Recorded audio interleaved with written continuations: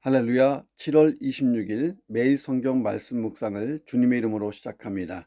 요한계시록 17장 1절부터 18절의 말씀입니다. 또 일곱 대접을 가진 일곱 천사 중 하나가 와서 내게 말하여 이르되 이리로 오라. 많은 물 위에 앉은 큰 음녀가 받을 심판을 내게 보이리라. 땅의 임금들도 그와 더불어 음행하였고 땅에 사는 자들도 그 음행의 포도주에 취하였다 하고 곧 성령으로 나를 데리고 광야로 가니라.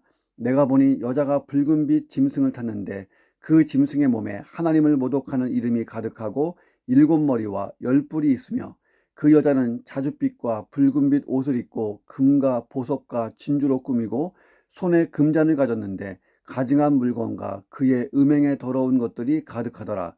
그의 이마에 이름이 기록되었으니 비밀이라 큰 바벨론이라 땅의 음료들과 가증한 것들의 어미라 하였더라. 또 내가 보매 이 여자가 성도들의 피와 예수의 증인들의 피에 취한지라. 내가 그 여자를 보고 놀랍게 여기고 크게 놀랍게 여기니 천사가 이르되 왜 놀랍게 여기느냐.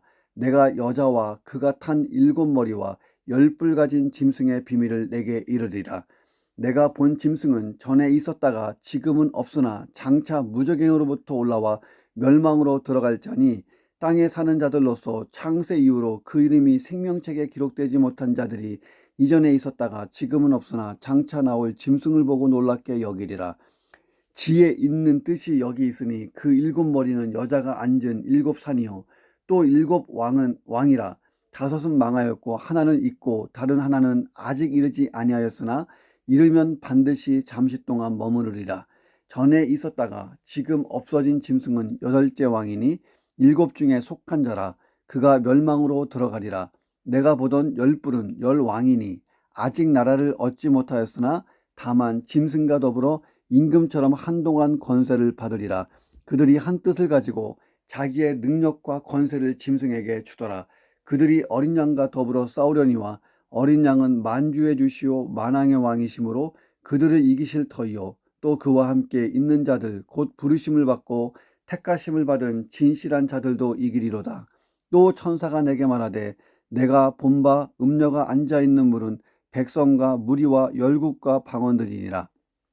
내가 본 바 이 열뿔과 짐승은 음녀를 미워하여 망하게 하고 벌거벗게 하고 그의 살을 먹고 불로 아주 사르리라.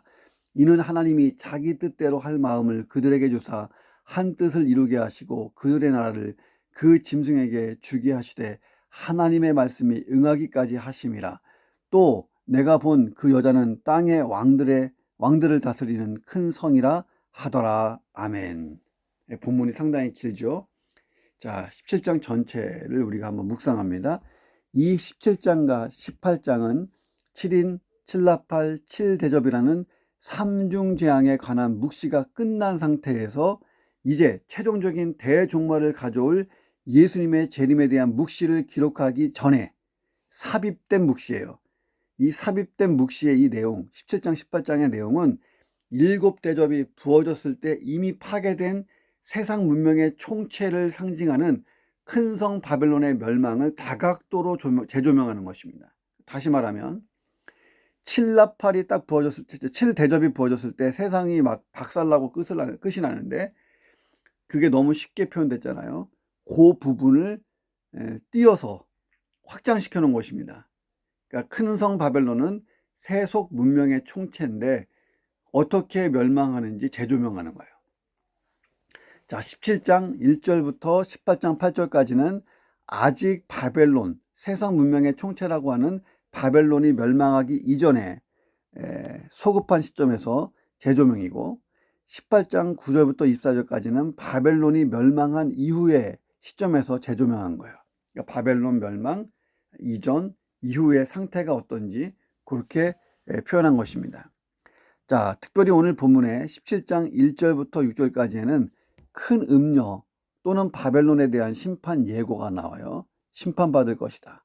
자, 그 음녀의 모습이 어떻고 그의 죄상이 어떤 것에 대하여 기록하고 있습니다. 자, 우리가 기억해야 될 것은 본문에 나오는 큰 음녀는 바벨론, 큰 성 바벨론을 뜻하고 이것은 세속 문명을 이야기하는데 우리가 살고 있는 이 문명을 얘기해요.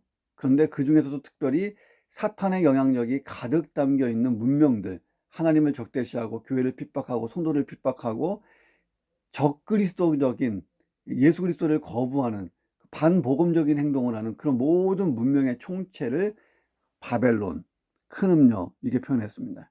구약 성경에 보면 바벨론이라고 하는 이 단어 자체가 또는 어떤 지명이나 국가가 하나님을 대적하고 하나님의 백성을 핍박했던 데 쓰였던 것을 봐요. 실제적인 바벨론이라는 국가도 그렇고 바벨탑을 쌓았던 인간들의 어떤 생각도 하나님을 적대시하고 하나님을 거부하고 내가 주인 되려고 하는, 자, 이것이 전부 다 사단의 문화고 사단의 영향력이에요. 그렇게 세상 문명이 마지막을 향해 갈 때 더더욱 사탄적이 될 거라는 거예요. 이런 문명은 하나님 나라가 될 수가 없잖아요. 하나님이 쓸어버리십니다. 자, 그 쓸어버리는 과정이 17장, 18장에서 좀 더 자세하게 나왔다는 거예요. 이게 7대접 재앙 속에 들어가 있는 내용입니다. 자, 이해되셨으면 들어갑니다. 첫 번째. 자, 성도라면 음행의 포도주 거부할 줄 알아야 된다는 거예요. 자, 1절에 보니까 7대접을 가진 7천사 중 하나가 요한에게 이리로 와라 하고 말합니다. 자, 그래 놓고 많은 물 위에 앉은 음녀가 받을 심판을 보여주겠다. 여기서 큰 음녀는 큰 성 바벨론 또는 세상 문명이라고 그랬잖아요. 자, 큰 음녀가 무엇을 상징하는가? 세상 문명의 총체. 자, 이거를 바벨론이라고도 부른다. 자, 구약 성경에서 바벨론은 하나님을 대적했고 하나님의 백성을 괴롭히는 특성들을 가지고 있는 어떤 그 지역이기도 하고 이 국가이기도 했다고 했죠. 사탄은 이 바벨론, 이 큰 음녀를 이용해서 마지막 시대에 교회와 성도들을 공격하고 유혹하고 괴롭게 합니다. 구약 시대에 바벨론이 이스라엘을 괴롭게 했던 것처럼. 자, 불신자들은 이 유혹에 쉽게 넘어가서 아예 한통속이 됐어요. 자, 근데 자기가 사탄과 지금 한통속이 됐는데 모릅니다. 그 정도로 유혹이 격렬하고 매혹적이어서 휙 넘어가 버려요. 근데 우리 예수 믿는 사람들은 그게 보여요. 예, 그러니까 이 사탄이 공격하고 괴롭게 합니다. 자, 이 음녀가 물 위에 앉아 있어요. 이 또한 무슨 뜻일까요? 이 물이라고 하는 것은 풍요와 안전을 상징해요. 자, 강과 바다는 고대의 중요한 무역로였습니다. 자, 육로는 위험해요. 산적도 있고 악한 사람들이 장벽을 치고 습격하기도 하고, 또 적대적인 국가가 못 들어오게, 부족이 못 들어오게 막기도 하고, 무역하기에, 무역로로 택하기에 이게 만만치 않은 길이 육로예요. 자, 그래서 이 고대에는 이 강과 바다를 많이 이용했다는 거예요. 또 농사를 짓는데 필요한 땅을 기름지게 하는 결정적인 조건이 물이에요. 따라서 번성한 고대 도시들은 하나같이 큰 강이나 바다 주변에 위치하고 있었습니다. 또한 강과 바다는 외세의 침략을 막아주는 천연의 장벽이 되기도 했어요. 자, 이 큰 음녀가 많은 물 위에 앉아 있다는 것은 물질적 번영과 정치적 안정을 갖춘 이상적인 상태를 뜻합니다. 고대 국가가 그런 데에서 융성했다고 하는 것처럼, 자, 이 음녀가 많은 물 위에 앉아 있다. 그러니까 이 물질적으로 정치적으로 안정적이고 번영적이고 아주 부귀영화를 누리고 있는 모습입니다. 15절에 보니까 내가 본 바 음녀가 앉아 있는 물은 백성과 무리와 열국과 방언들이라. 그러니까 이 물이 세상 모든 사람과 권력과 문화를 다 상징하고 있다는 것을 봅니다. 자, 그런 세상 문명은 사탄적인 문명이라고 제가 얘기했죠. 자, 정리해 볼까요? 이 큰 음녀는 바벨론 세상 문명이며 그 뒤에는 적그리스도 세력이 있고 조종하고 있습니다. 그리고 그 맨 뒤에 가보면 사탄이 있는 거예요. 자, 여기서 이 큰 음녀 바벨론 세상 문명은 사탄의 악한 영향력이 담겨있는 하나님을 대적하고 하나님의 백성 교회와 성도를 적대시하는 세상을 뜻합니다. 그러니까 예수님 재림 직전에 세상의 주류가, 세상에 파워 있고 권력 있는 사람들이 하나님께 적대적이고 사탄 문화를 만들어 간다는 거예요. 그에 대해 영적 전쟁을 수행하는 교회와 성도들을 죽일 듯 달려들고 적그리스도 세력이 판을 치는 마지막 때가 올 거라 하는 것입니다. 자, 미신과 점술, 음란함, 향락, 방종을 유발시키는 여러 가지 프로그램들이 방영되고 있잖아요. 이 시대에 청소년들에게 노출된 폭력, 음란, 흡연, 마약 이런 것들을 보세요. 동성애는 말할 것도 없고 일일이 열거하지 않아도 사회 문화 전반이 점점 사탄의 음란한 세력의 앞잡이 노릇을 하고 있어요. 자, 그래서 말세를 사는 성도들은 더 강하지 않으면 휩쓸려 버릴 확률이 있습니다. 그냥 숨어 사는 거예요. 오히려 휩쓸리지 않기 위해서 교회 안에서만 개토화되고, 그러다 보니까 무늬만 그리스도인으로 살 사람들이 많이 있다는 거예요. 자, 이런 유머가 있잖아요. 내가 그리스도인인 것을 아무에게도 알리지 말라. 왜요? 알리는 것이 부담스러운 세상이 됐기 때문입니다. 예수님의 재림이 가까울수록 대다수가 사탄 편이에요. 자, 지금 한국 사회도 불신자색이 더 많잖아요. 더 막강하고. 자, 그래서 힘겨운 영적 전쟁을 치러야 됩니다. 여러분 잘 준비가 되었습니까? 자, 그런데 이 음녀, 바벨론, 이 적그리스도 세력이 주도하고 있는 이 세상 문명이 포도주를 권하는 거예요. 이 포도주를 마신 자들이 다 비틀비틀거려요. 자, 땅의 임금들도 그와 더불어 음행하고 땅에 사는 자들도 그 음행의 포도에 취했다. 자, 이 음행의 포도주는 뭐냐는 거예요. 4절에 보니까 이 음녀의 손에 금잔이 있어요. 금잔. 예. 자, 이 금잔, 잔이 뭐예요? 포도주 따라 마시는 데가 잔이잖아요. 근데 그 잔 속에 뭐 있나 봤더니 가증한 물건이 들어있고 음행에 더러운 것이 가득한 잔이에요. 그러니까 이 음행의 포도주가 뭐예요? 가증한 물건과 음행에 더러운 것들이죠. 한마디로 하나님이 싫어하는 모든 것이 이 금잔에 다 담겨 있어요. 자, 그러니까 음행의 포도주라고 하는 것은 정말 죄악의 결산물들이죠. 아주 그냥 인간이 하나님과 바른 관계 속에 있지 못하면 죄의 본능을 따라서 막 행합니다.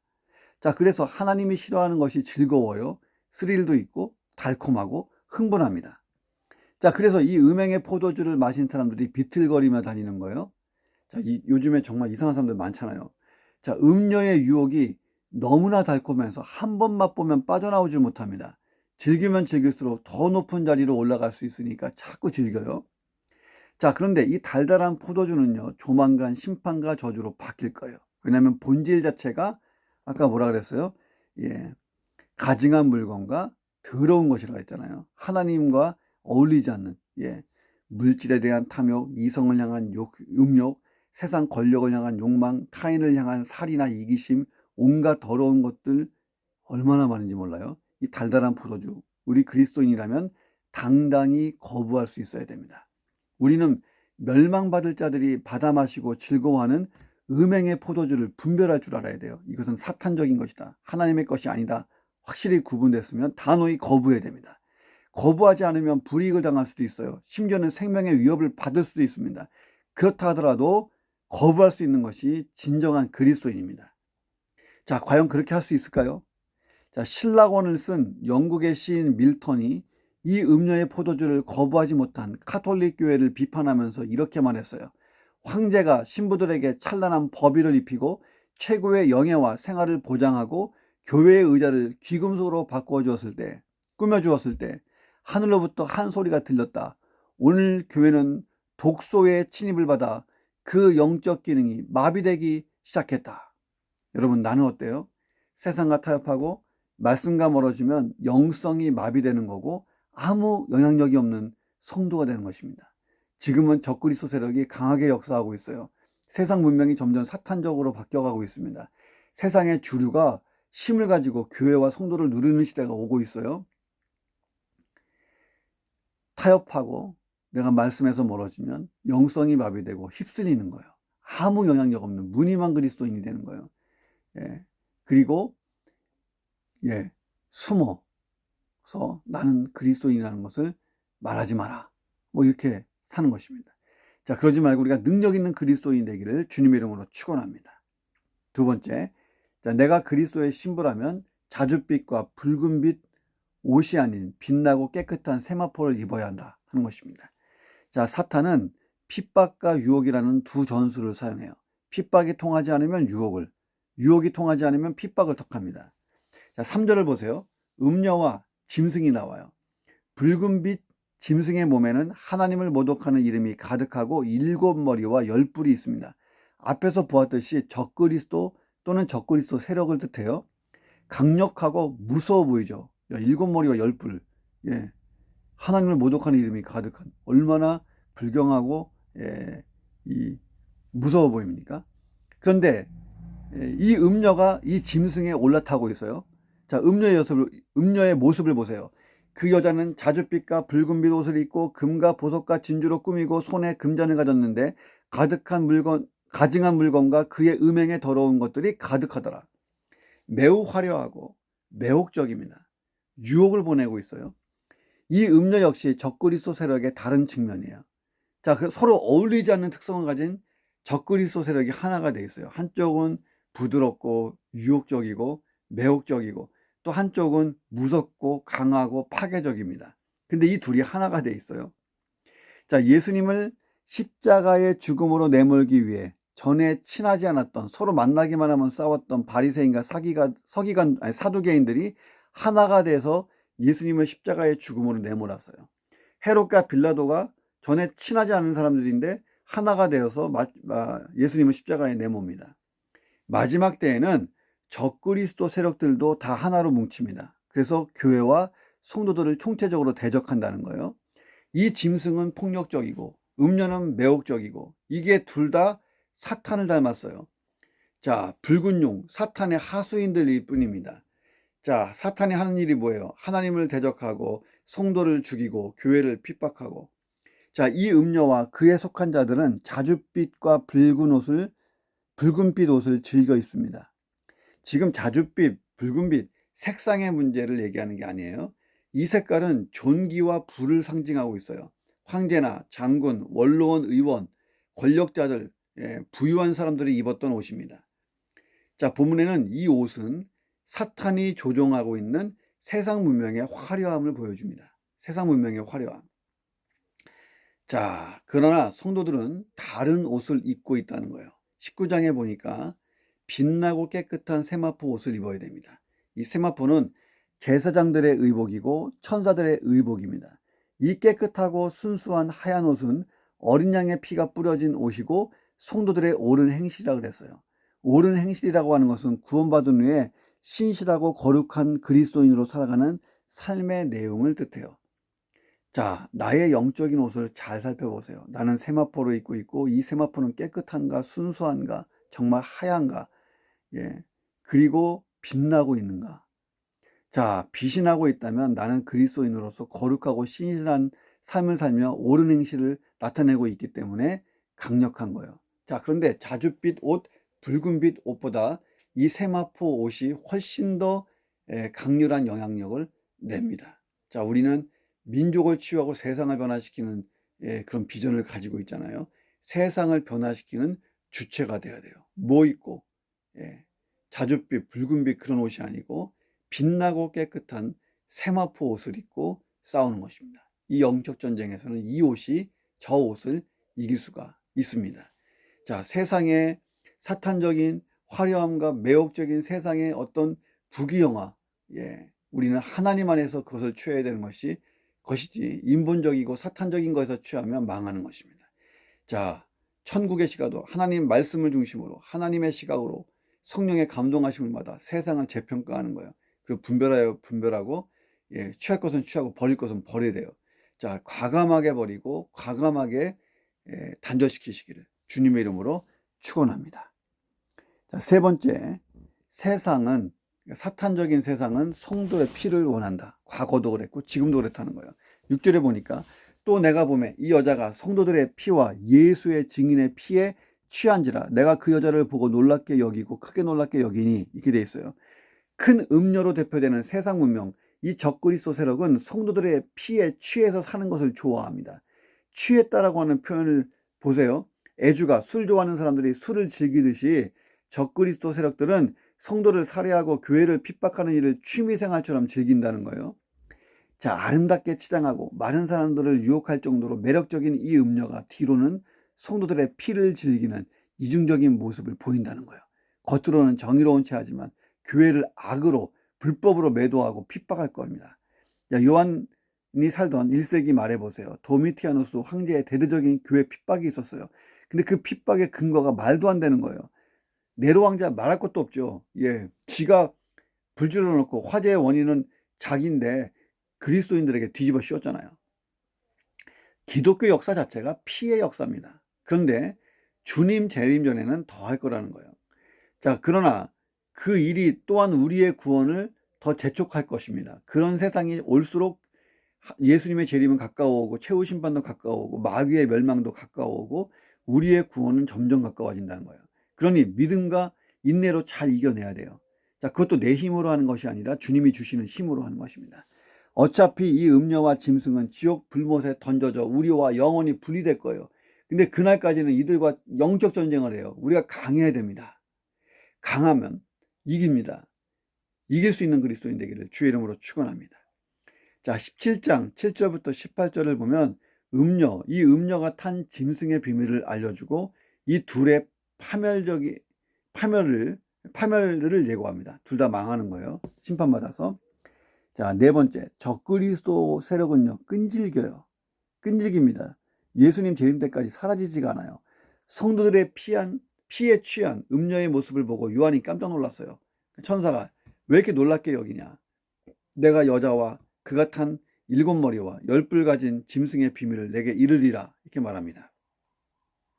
이 8절은 적그리스도에 대한 설명을 재차한 것입니다. 예. 자, 우리 앞에서 적그리스도에 대해서 배웠잖아요. 그렇죠? 예.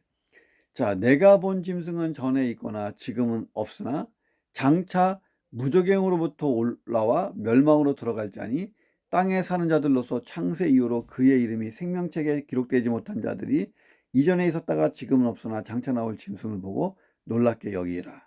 자, 우리가 알고 있는 구절입니다. 자, 그리고 이 이후에 우리가 이해하기 어려운 구절들이 나와요.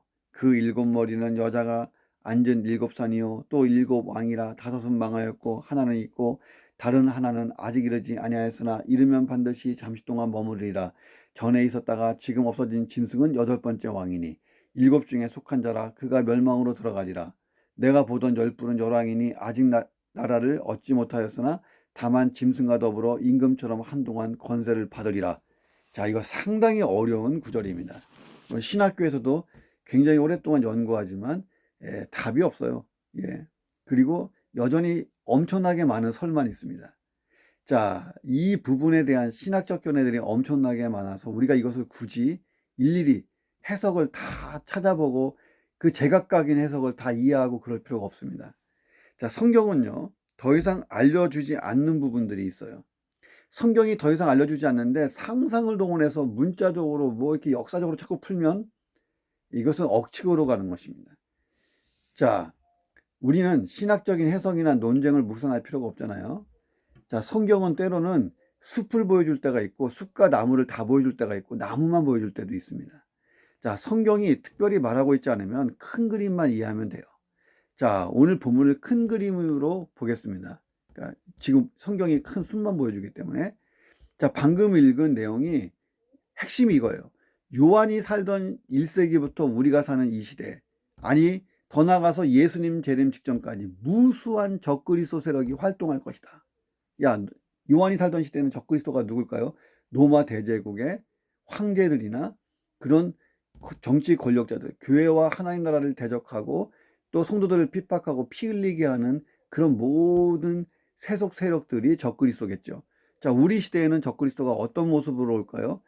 예, 뭐 동성애 같은 것도 되겠고, 뭐 전쟁의 위협, 핵 위협도 되겠고, 뭐 또 여러 가지 그 인본적이고 상대주의, 개인주의, 이기주의 막 이런 것도 되겠고, 예, 그리고 폭력, 막 조현병, 막 여러 가지가 다 적그리스도 세력이 될 거예요. 자, 무수한 적그리스도 세력이 활동할 거다 하는 것을 그렇게 표현했는데 그것이 이것이고 이것은 이것이고 저것은 이것이다 이렇게 풀면 안 맞아요. 제대로 맞는 해석이 하나도 없습니다. 성경이 침묵하고 있으면 큰 숲만 보면 되는 거예요. 자, 어떤 이론 중에 제가 어렸을 때부터 들었던 이런 이론이 있어요. 여기 나오는 10뿔은 10왕인데 이유국가 10나라를 뜻한다. 억지로 풀었어요. 자, 이유가 10나라로 구성된다. 맨 처음에 10나라로 구성됐어요. 그렇죠? 예. 10개국이 되면 거기서 통합대통령이 나오고 그가 적그리스도로 변해서 세상을 장악하고, 예, 본격적으로 교회를 핍박하고 세상을 장악하는 방법은 바코트를 갖다가 다 손에다 찍게 하고 뭐 이렇게 막 푸는 게 있어요. 여러분도 조금 들어봤죠? 자, 지금 EU 국가가 몇 나라입니까? 20개국이 훨씬 넘어요. 예, 그랬더니 말을 바꿨어요. 초기 10개국만 얘기한다. 뭐 이런 식으로. 성경이 말하지 않으면 큰 그림만 보면 돼요. 요한이 살던 1세기에는 사탄이 로마 황제들을 통해 제국의 힘으로 교회를 핍박했어요. 또 그 유대인들을 통해서 조직적으로 핍박했습니다. 그래서 사도 바울의 서신에 보면 두 가지 핍박이 있잖아요. 로마 제국의 핍박과 유대인들의 조직적으로 따라붙는 그 핍박, 회당에서의 핍박 이런 게 있잖아요. 로마 황제들이 적그리스도고 유대인들의 조직적인 힘이 적그리스도 세력이고 로마 제국의 힘이 적그리스도 세력이었습니다. 지금까지의 역사에 이런 적그리스도 세력이 계속해서 활동했고 지금도 진행 중이에요. 자, 그런데 마지막 때에 이 본문에 있는 8번째 왕이라고 나오는데 이 왕은 적그리스도 세력의 끝판왕이 될 거예요. 가장 강력한 적그리스도 세력이 등장할 거라는 거예요. 자, 8번째 왕은 상징적입니다. 매우 강력하고 무섭고 악한 존재가 등장할 거라는 거예요. 교회는 이 세력과 끝장 싸움을 해야 돼요. 자, 그 싸움이 막 맹렬할 때에 예수님이 재림하실 거예요. 그리고 사탄의 모든 세력과 전면전이 벌어지는데 사탄의 모든 세력이 순식간에 멸망당합니다. 소위 깨갱 하고 끝나요. 자, 적그리스도 세력은 사탄이 조종하는 세력이고 하나님이 정해놓은 시한부 권세일 뿐입니다. 다만 하나님께서 신속히 제거하지 않으신 이유, 신속히 제거하지 않으시는 이유 제가 말씀드렸죠. 더 많은 영혼들이 구원받고 천국에 들어가야 되기 때문에 하나님이 지금은 은혜와 긍휼의 타임으로 인내하고 계신 것입니다. 그런데 최후의 심판의 날 카이로스 타임, 하나님의 시간표는 오고 있어요. 그 시간이 되면 끝나는 거예요. 자, 구속사의 마침이 일어날 것입니다. 12절에 보세요. 그들의 권세는 일시 동안이라고 써 있습니다. 자, 그런데 이 적그리스도 세력이 만만찮아요. 마지막에 가까울수록 교회를 박해하는 일에 정말 일치단결할 것입니다. 이 음녀와 그 짐승이 지금 하나 되어 있잖아요. 짐승 위에 음녀가 타고 있잖아요. 그들이 한 뜻을 가지고 자기의 능력과 권세를 짐승에게 주더라. 자, 여기서의 짐승은 적그리스도죠. 적그리스도 세력이 이 세상의 모든 왕, 세상의 모든 권세, 이런 능력을 하나로만 모아요. 그래서 교회를 아주 그냥 조직적으로 붕괴시키려고 달려듭니다. 자, 우리도 뭉쳐야 돼요. 지금은 뭉쳐야 돼요. 모든 교회가 영적으로 깨어서 뭉쳐야 됩니다. 모든 교회들이 영적 전쟁에 있어서 하나가 돼 있어야 돼요. 자, 그런데 한국 교회가 지금 너무 무기력하지 않냐는 거예요. 자, 적그리스도 세력이 끈질긴 만큼 우리는 더 끈질긴 그리스도의 강하고 담대한 군사가 되어야 할 줄로 믿습니다. 자, 하나만 더 볼게요. 5번째, 어린 양과 그의 신부가 이 적그리스도 세력, 사탄의 삼두체제, 사탄과 적그리스도, 이 거짓 선지자, 불신 세력, 세상의 모든 타락한 문명과 최후 전쟁에서 무조건 승리하게 되어 있다는 거예요. 자, 여기서 어린 양은 예수 그리스도고 그의 신부는 교회를 뜻합니다. 14절에 보니까 그들이 어린 양과 더불어 싸우려니와 어린 양은 만주해 주시고 만왕의 왕이심으로 그들을 이기실 터이요 또 그와 함께 있는 자들 곧 부르심을 받고 택하심을 받은 진실한 자들 누굽니까? 그리스도의 신부 교회와 그리스도인들이죠. 이들도 이기리라. 예수님도 이기고 우리도 이기고 교회도 이기고 다 이겨요. 사탄의 모든 세력이 다 결집해서 예수 그리스도와 교회로 이루어진 세력과 전면전을 벌입니다. 자, 그런데 순식간에 패전해요. 자, 이 말씀은 요한계시록 18장 17절 이하에 더 자세하게 기록되어 있으니까 그때 더 보겠습니다. 자, 14절을 가만히 보세요. 전쟁의 양상이 나와요? 안 나와요. 자, 여기 보니까 아까 나왔죠. 그들이 어린 양과 더불어 싸우려니만 나와요. 싸운다. 근데 어떻게 싸운다? 싸움의 결과 뭐 어떻게 됐다? 없어요. 그냥 싸움의 결과는 이겼다. 이렇게 나와요. 하나도 안 나와요. 전쟁의 양상이 하나도 안 나와요. 다만 승패는 갈렸다. 이겼다. 누가요? 어린 양이 이기고 예수 그리스도가 이겼습니다. 또 누가 이겼어요? 교회가 이겼습니다. 그와 함께 있는 자들, 예수와 함께 있는 자들, 어린 양과 함께 있는 자들, 곧 부르심을 받고 택하심을 받은 진실한 자들이 이겼다라고 나와요. 자, 그런데 이 전쟁이 아주 순식간에 끝났어요. 이유가 뭡니까? 어린 양이신 예수님이 그리스도가 만주해 주시고 만왕의 왕으로 이미 확정되어 있기 때문이에요. 자, 만왕의 왕, 만주의 주와 싸워서 이길 수 있는 존재가 있어요? 없죠. 만주의 주, 만왕의 왕이라는 것은요, 말 그대로 넘버원이에요. 영원한 넘버원. 요한계시록 19장에 보니까 예수님이 이 전쟁의 심판관이세요. 예수님이 심판의 주님으로 재림하시거든요. 생각해 보세요. 두 세력이 전쟁하는데 한쪽에 심판관이 있어요. 누가 이길까요? 쉽게 얘기해 보세요. 한국과 일본이 축구 시합을 하는데 주심이 한국 사람이에요. 그 주심이 마음대로 경기를 좌우할 수 있어요. 좀만 움직이면 너 페널티킥, 좀만 움직이면 너 퇴장. 자, 11명 중에 한 10명 퇴장시켜놓고 골키퍼 하나만 남겨놓고 무조건 페널티킥만 계속 줘봐요. 누가 이길까요? 한국이 이기죠. 자, 두 세력이 전쟁하는데 한쪽에 심판관이 있어요. 누가 이기는 거예요? 예수님이 심판관이고 예수님이 전쟁의 대장이에요. 싸우나만 하잖아요. 처음부터 이 게임은, 이 전쟁은 게임이 안 되는 전쟁이고 체급 자체가 상대가 안 돼요. 자, 중요한 것은 예수님만 승리자가 되는 게 아니라 저와 여러분도 승리자가 돼요. 어떻게? 우리에게 주신 예수 그리스도 이름의 그 권세로 싸우기 때문에 이기는 거예요. 예수님이 내 이름으로 싸우면 이긴다고 말씀하셨어요. 그러므로 내가 구원의 확신을 가지고 살고 하나님의 공의로운 심판을 믿고 살고 믿는 자의 천국을 소망하고 전신갑주를 입고 성령 충만하여 사탄과 그 모든 세력을 대적하면 저들은 우리를 피하게 되어 있는 줄로 믿습니다. 자, 16절 보세요. 그리스도 세력 내, 적그리스도 세력 내에서 지들끼리 싸우는 자중질환이 벌어져요. 내가 본 바 이 열불과 짐승은 음료를 미워하여 망하게 하고 벌거벗게 하고 그의 살을 먹고 불로 아주 사르리라. 자, 그들이 교회를 핍박하고 성도를 핍박하려고 목적을 이루기 위해 연합했는데 이 음료든 이 짐승이든 속성 자체가 악해요. 악한 자들의 연합은 오래가지 못합니다. 인류 역사가 증명하잖아요.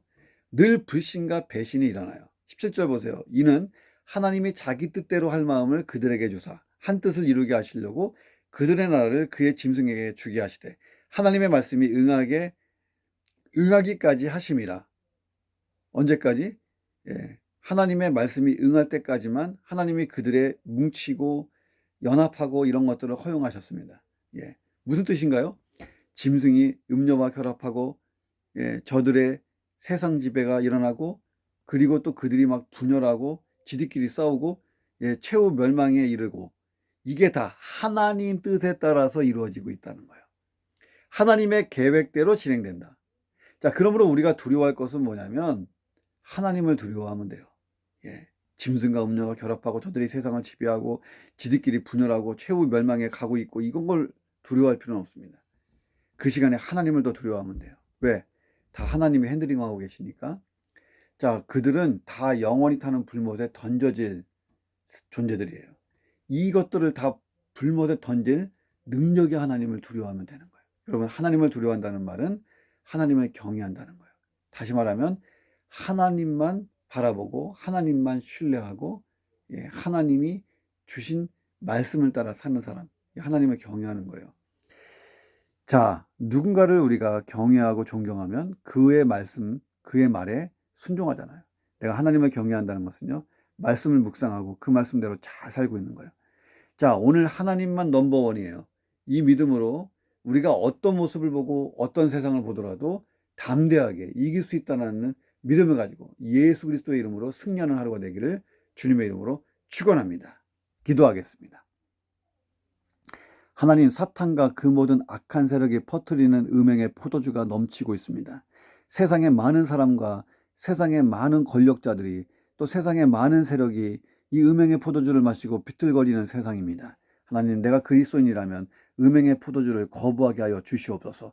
내가 정결하고 거룩하고 신실한 그리스도인의 삶을 살게 하시고 그리스도의 순결한 신부가 되어 그리스도의 향기가 되어 그리스도의 군사가 되어 빛과 소금으로 왕같은 제사장으로 하나님의 거룩한 백성으로 이 땅을 잘 살아갈 수 있도록 역사해 주시옵소서.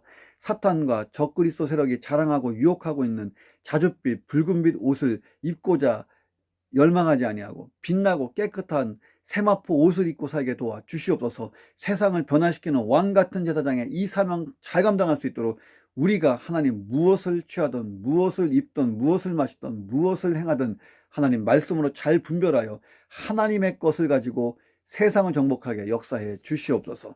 지금도 활동하고 있는 주님 재림전까지 끈질기게 성도와 교회를 공격하는 적그리스도 세력을 영적으로 다 분별하게 하시고 올바르게 영적 싸움을 잘하게 하셔서 예수 그리스도 그 이름의 권세를 가지고 승리하고 이기게 하여 주시옵소서. 하나님, 우리는 최후 승리를 믿습니다.